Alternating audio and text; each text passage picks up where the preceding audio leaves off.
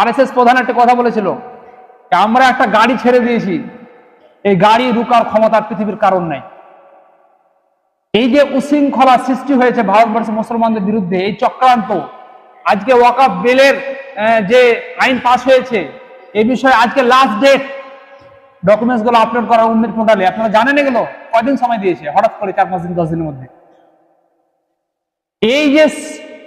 এই যে সমস্যা, এই সমস্যা আপনারা আর কখনো এর থেকে আর সমস্যাটা নিচে নামতে দেখবেন না, এই সমস্যা আর বাড়তে থাকবে। এই মুহূর্তে আপনারা এখনো চাষের বাহানা দিয়ে আর ঠান্ডার বাহানা দিয়ে এখনো নামাজ পড়েন না।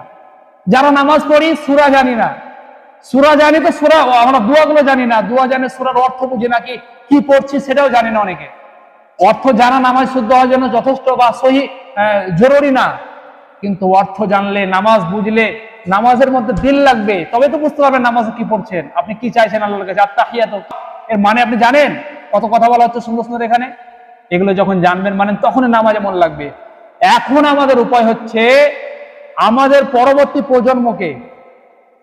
প্রজন্মকে ইসলাম মুখী প্রজন্ম তৈরি করতে হবে, ইসলামী শিক্ষায় শিক্ষিত করতে হবে।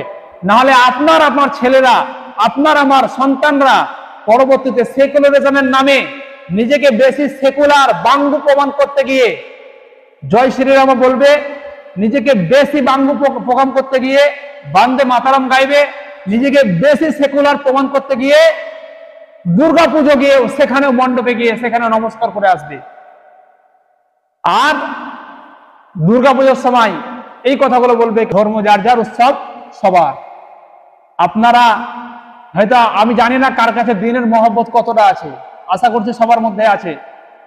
এই প্রজন্মকে আপনারা দিনহীন রাখেন না, দিনহীন আর রাখবেন না। কারণ এখন এমন একটি সময় এসেছে, ইন্টারনেটের মাধ্যমে এমন একটি সময়, যারা আলেম ওলামা তারা বদ্দিন হয়ে যাচ্ছে। আপনি কি ভাবছেন কি আপনি সাধারণ মানুষ থেকে আপনি মুমিন আছেন?